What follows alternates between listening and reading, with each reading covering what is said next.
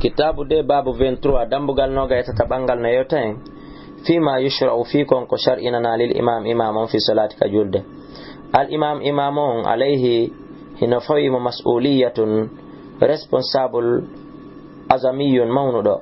wa huwa ko kanko non daminun woni ko fawti kon wala onodan al khair mojjere al kathiri dudunde in ahsana so mojjini responsable on wa fadlul imama sabuna bural almami ya gangal hiden ande mashhurun ko lullungal tawalla annabi sallallahu alaihi wasallam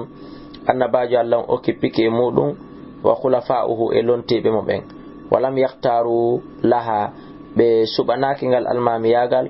illa al afdal siona mojireji e bural ko ni ko emum wa fil hadis nare hadis kanela maki salasatun yimbe tato ala kathbanil miski be wona e nder urateri miski yawmal qiyamati nyande darga rajulun gorko amma qauman almido yimbe bohum taw kambe bihi e makko radun hibe weltori al hadis haka hadis on hatti don wa fil hadis ino ari hadis wa fil hadis al akhar nare hadis go kadi innahu kuni inna lahu nawdan min al ajri imurde joddi misla ajri yeru joddi man salla be julbe khalfahu bawo makko wa man alima kala andudo min nafsihi immorde hore makko al kafa'ata immorde ngal do yunondiral fala man ya illa ala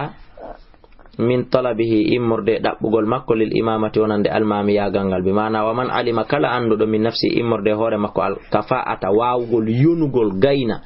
o almami ya gal do wonde o gayna fala man ya hara illa ala min talabihi immorde immagol makko lil imamati fi on imam faqad qala ahadus sahaba sabu wi'ino goto e sahaba ben o wi'ani lin nabi wonande annabajo sallallahu alaihi wasallam woni ne laado e jalni wadan imama qawmi imamu kay yimbe ambe qala ne laado maki awa anta imamum ila do awoni almami mabbe waqtati haray non ko nyentinta alegoy ko jokkata alegoy ko tewtotoda be adu afihim ko burbe lowde ben e mabbe ko be ko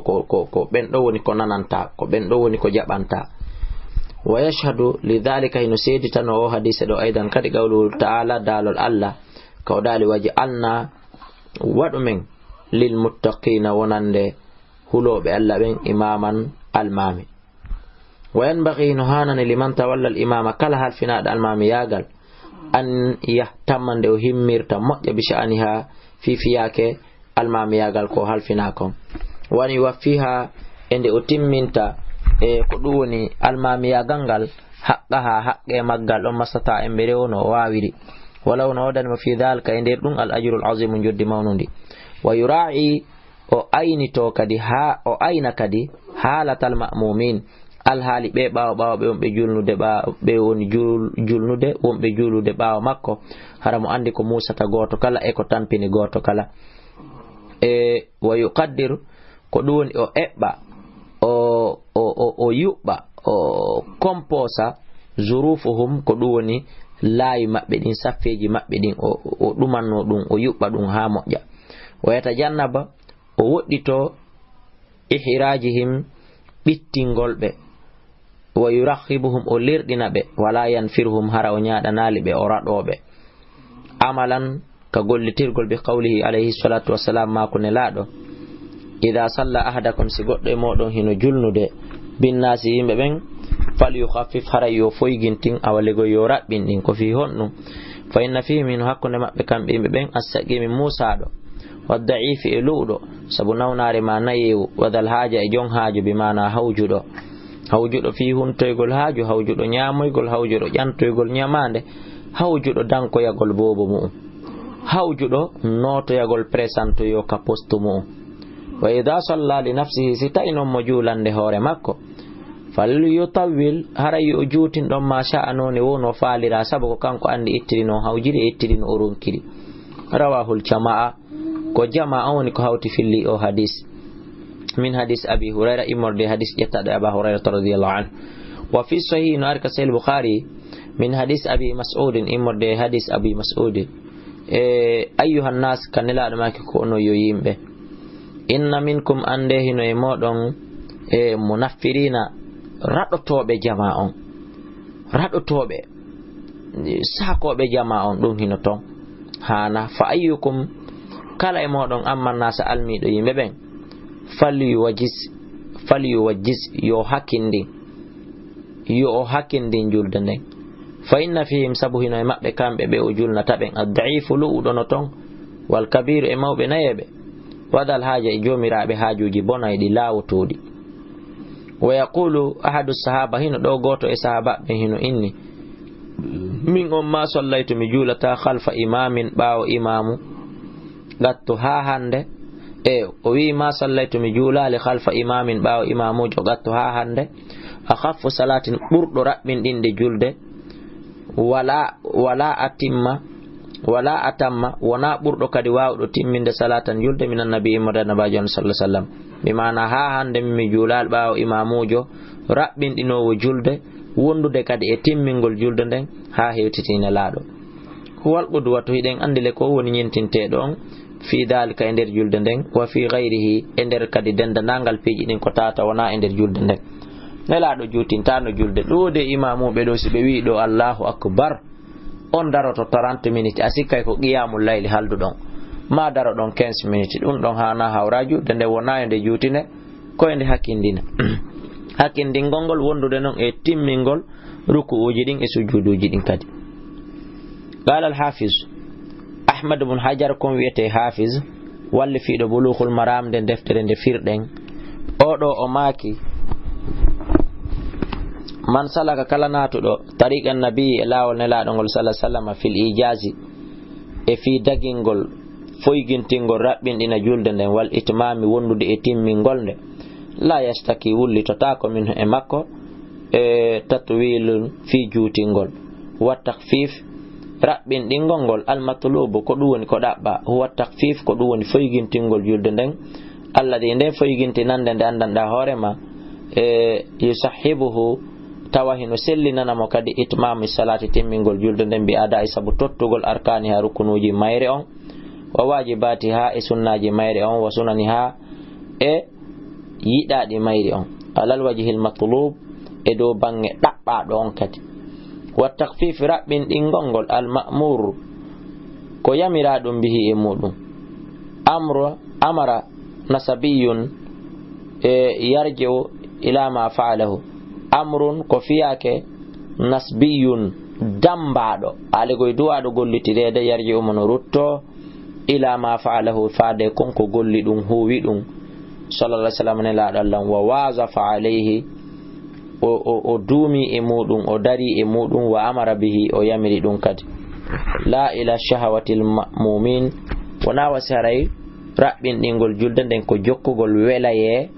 ɓaawo ɓen wona welaye maɓɓe woni ko ñentina ko nelaaɗo Allah woni ko ñentina. qala ba'dul ulama ino ɗo yoga e jomiraɓe gande ino maki wa ma'ana takhfif mana ko ni raɓɓinɗingol julde raɓɓinande almatlubu ɗaɓɓanden e hinonde ɗo huwa koni ɗum al iktisaru ko raɓɓinɗingol julde nden ala adanal kamal e dow ko ɓuri fanɗude no timmino tasif si hewtali ɗon tun haray timmali ko bimana ko timmingol tun darna ɗon si ronkuno juutude yerukun ɗon ha yeri seconde goto wonay no julde nden timmali mina tasbihi immorde subbu hinangoji ɗin wasa'iri ajza'i salati e dendanangal geɓe julde nden wa adanal kamal ko ɓuri fanɗude ko ɓuri jasude e timmangal fi tasbihi ka subbu hinango fi ruku'i ka ruku wa sujudu e ka sujudu huwa ɗum an ya'ti ko nde o addata bi salasin laabi tati bi salasi tasbihatin subbu hinangoji tati masalan subhana rabbiyal a'la laabi tati subhana rabbiyal azim laabi tati ko ɗum ko ɓuri fanɗude ko mbimana ko ɗum minimum wa idha athara al ma'mumun si tayno woni suɓike ɓawo ɓen atatu wilu juuti ngol ko kamɓe tigi posan imam maɓɓe wi o juuti e haldigal maɓɓe ɓe fof wa adaduhum wa addadahum o kontiɓe yanhasar bihaythu yakunu ra'ayuhum wa adaduhum tawa kontore maɓɓe nden kamɓe suɓiɓe ɓen yo julde nden juutine yanhasiru hino yunimolo bihaythu yakunu nokku ka laatoto ra'ayuhum feere maɓɓe nden fi talabi tatwili e nder ɗaɓɓugol yo julde nden juutine wahidan hara ko feere wotere bi mana ko ɓe fo maɓɓe woni ko fottani ɗum haray ɗon fala ba'sa illa la an yatula al imam nde imamu juutinta salata julde nden lindifa'il mufsida sabu duñugol defanda ko bonnata kon waya ko woni ko bonnata ko faanda ɗo kon attan fiiri ko raɗagol jama siɓe fof ɓe haldi ɓe fotti yo juutine karongoɗa juutinde ɓe fof maɓɓe ɓe yahay so tawi woni ko ɓe wi ɗum ɗo ɓe wi ɗum ɗo aw so ra'i ka teren lenno sabu ne laaɗo tasbihatin e dow sobbuhinangoji tati siko julde jama imamu nawi ɓeydu fuska subhana rabbiyal ala laabi tati subhana rabbiyal azim laabi tati ko ɗo no woɓɓe sujjata ɗon ha an ɗanoɗa ɗon fina ɗum ko angal gandal ɗum ko angal faamu no hulɓini wota wonan ɓen imamu ɓe desa yingo no hulɓini tawara ko yingo ɓen warrirde ɗum la yukhalaf tawa lundodira lutodira ma warada konko joli ani nabi ko ƴetta nder bajon sallallahu alaihi wasallam annahu no kanko kana o laati ka yazide mo ɓeydayno ala dalika e dow ɗum lianna ragabata sahaba sabu faale sahaba ɓen fil khayri e moƴƴere taqtadihi no ñawayno no holla alla yakuna dalika nde ɗum wonata ko laati tatawilan ko juuti intaha wa qala sheikhul islam ibnu taymiya ahmad ibn taymiya o maki laysa lahu hananamo kanko imamu an yazida ndo ɓeydata ala qadri l mashru' e dow eɓɓore sar'inane nden ka julde wa yanbaghi no hani an yaf'ala nde o gollata galiban ko ɓuri ɗuɗude kon ma kana nabiyu konko laati annabajo allah sallallahu alaihi wasallam yafalu mo gollayno ɗum galiban ko ɓuri ɗuɗude wa yazidu o ɓeyda wa yanqusu o ɗuyta lil maslaha wonande maslaha jama kenen go o juutina kenen go o raɓɓindina kama kana nabiyu wano laatore annabajo sallallahu alaihi wasallam yazidu mo ɓeydayno kenen go subhana rabbiyal ala mo ɓeyditayno e laabi tati kenen wa yanqusu mo ɗuytayno ahyanan kenen go tode lil maslaha fi maslaha wona ɓe julnede ɓen wa qala an-nawawi imam nawawi maki ko walli fi riyadu salihina nde wonɗen firde nde qala al ulama jomiraɓe gande ɓe maki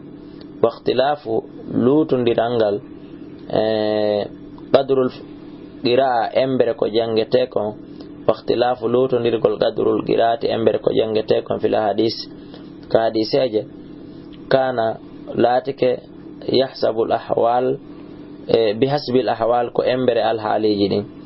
wa kana latike annabi wa annabajo allah sallallahu alaihi wasallam ya'lamu anduno min halil ma'mumin immorde al haliji bawo ɓe fi waqtin e nder waqtu goto annamno kamɓe yu'thiruna tatwil hiɓe ɓuroto hiɓe suɓotono hiɓe ɓurnayno juutingol ngol fa yatulbi mo juutinana ɓe kenengo wa fi waqtin ari e waqtu goo la ya'thurunahu tata ɓe suɓotako ɗum liuduni sabu gantoji wona we ko nantata e ɗum ɓanon kanko ne laaɗe mo faami ɗum o habbotako ha o wolane fa yukhaffifu o foygintina wa fi waqtin e nder waqtu kadi yuridu mo ɓe faala itlatiha e italatiha juutingol julde nden o yakrahu tawa hino anyi kanko imamu an yukhaffi wa yukrahu ta hino anya an yukhaffifa al imam nde imam o foygintinta julde nden fi sarar ka julde takfifan foygintinande layata makkanu tawde newotako ma a wondude muɗum e al ma'mum ɓawo jominal itiyan immorde tottugol bil masnun ko sunninakon e muɗum ka qira'ati surati wano jangugol simore wal itiyani addugol bi salasi tasbihatin subbuinangoji ɗin tati fi ruku'i ka ruku wa sujudi e ka sujudu koye sannu ino sunnina kadi an yurattil al qira'a nde jokkindirta jangin on o waɗa tajwid wayata mahala o pooɗa o nettina fi tasbih ka subbuinango wa tashahhudu e ka tayya ɓe gadiri mayata makkan embere ko tawata wawine wade min man khalfahu ɓen wonɓe ɓawa makko min al itiyan immorde tottugol ɗum bil masnun e wondude no woniri geɓal min al tasbih immorde subbuinango nahwi e ko nanta taymum waneta makkana ende newoto mi rukuyi ende o ñiɓata mi rukuyi immorde ruku makko sujude sujudu makko on wa yusannu no sunninana lil imam imam on an yutila nde o juutinta arrakata ula darde aranere nde le gawli abi qatada sabu mako abi qatada wonde kana nabi lati kana bajon sallallahu alaihi wasallam yatulu mo juutinayno fi rakatil ula ka darde aranere muttafaqun alayh wa yastabu ino ida lil imam wonande imamon ida ahassa soyi bi dakhilin derton goɗɗum wawata kanko fi rukuy mo ka ruku an yutila nde o juutinta ruku on hatta yalhaqahu ha yaha hewtutoyo konkoni wadde sonko ɗon adda hatta yalhaqahu ha o hewtutoyomo addakili nder kandir suudu fiindu woni e nder mum ndun wa yudrika raka o hewtuto darnde wotere nden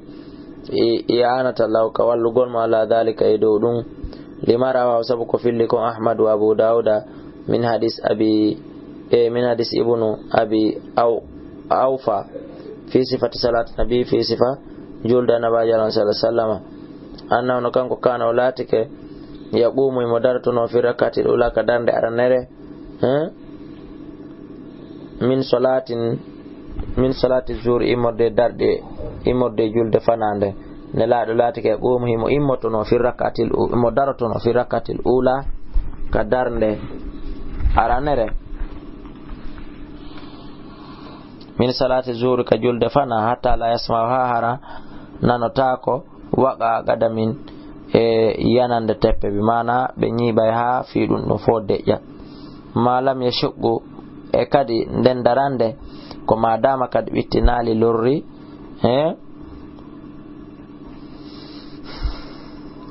hada al intizar ngal do habde do habande ala ma'mumi do babawo ben fa in shaqqa alayhi istayuni satti hore makko tarku accu taraka ho waccata dum lianna hurmatu alladhi sabunu teddungal ndewnde ma wondude makka zambude mawnde min hirmatin immorde e dabegol alladhi dun lam yadkhul ma'ahu ko tawata onati dal e makko julde ne few wa bil jumla heyno do global mudum on bi mana mobondiral mudungal fa yajibu no dara imam do imamo an yar'ande o aynata ahwal al mu'minin al haliji gomdi be ben wa yura'i o ayna itmami salati sabu timmugol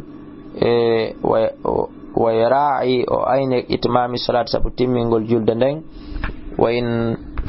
wa itqaniha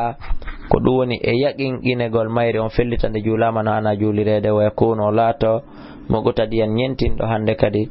bi hadin nabi pewal annabajo sallallahu alaihi wasallam amilan gollitido be wasayahu wasiyaji makko ni wawa mirawo e miroje makko den fa fiha al khair woni e der dum mojjere lil jami'i wonande dendangal wa ba'du ra'ima yoga e horebe go ko gande gadiyata sahal gomdi be welsindo mojja fi sha'anil imam fi fiyake almami yagal on wa mas'uliyatiha e responsable yagal mu on wa yataghayyabu kathiran anil masjid be wirno ale goy be wona absent be tulta ko dudi kon e der julirde nden aweta kharama be leta anil hudur fi tawigol fi tun tawiye be fejju mimma yuhrijul mu'minin imorde e konko tawata gomdi beedi tibben kanyum hino haton jini eno mapori way yusabbibu shaqaqa tata non hande kadi dum sabin binay musende e sattendeji way shushu taw wawa yindude alal musallin hakkunde juulobe be wa yakunu la ta'dal imam odo imam wa yakunu la ta'dal imam o imam do ande kadi godo waton ko nyentiniral sayi'atan ko do woni bongal lil kamale wonande e timmangal no timmirino lil kamal wonande timmingo gollegoy afwan andi jemma ni pipande on yafoto ngongure nden ko yipoto ko nan hadal wa yakunu la to hadal imam odo imam qudwatun nyentinande sayi'atan bonde e lil kasali wonande aamu be hedditibe ben sabu enen softube ben ko goddo yahata wada ngamelo e der julde nden enen dum watta e nyembe mo nyentinemo wal mutasahilina be welsindibe bil mas'uliyya responsabilité yagangal fa mithlu hada aw ko sifa dun do yajibu hino waddi al akhdhu yogitagol ala yadi e do juude mun den hatta yuwaziba ha on tigi ko dum woni o golla o totta ala adai e do tottugol muhimmatahu himme makko on e yahzum o fibo don o jogito don wala yunaffirul musallin hara doginali juulo be di tibben wa yu'attila buldina imamatal masjidi imam on ka julirde aw yanha ma o yilo itto an imam ka imam ya gangal idha lam yuraji stayuni o jabali ruttade sawabahu e sawaba makko aw yunaha ma o yile o itte anil imamati e almami yagal ngal ida lam yuraji so jabali ruttade إذا لم يرجي سيوني أروتاك سوابا وسواب مكون اللهم يا أن الله وفقنا هورين دم من فو من عبد الله كالا إذرياون بيوم بلانجيان تاد هورين دم لما تحبو كونكو يدلا وترداه يرلي داولا دابي رحمتك يا حي يا قيوم اللهم آمين مسيب جلبه babu ngal dambugal do kadi ko don ko lanni kala ko famini yette Allah subhanahu wa ta'ala mi Abdoullaye Kalla mi holli on da'iman wa abadan ko du'a mi tori e kala ballal ko musiddo juldo wawata wallude juldo dimmojo mudum haray kala ko faminaki ton felore ala koni na gandal mi mari koni wona fere no arrestre ma wadire mi mari fere mun ala moyen mun ala gandal mun ala ko yidugol yo dina kan sakito ta ko mi sabimbini e kala musibbe julbe faalabe jangude tawata maratan no jangira ma mara ko janna dum ka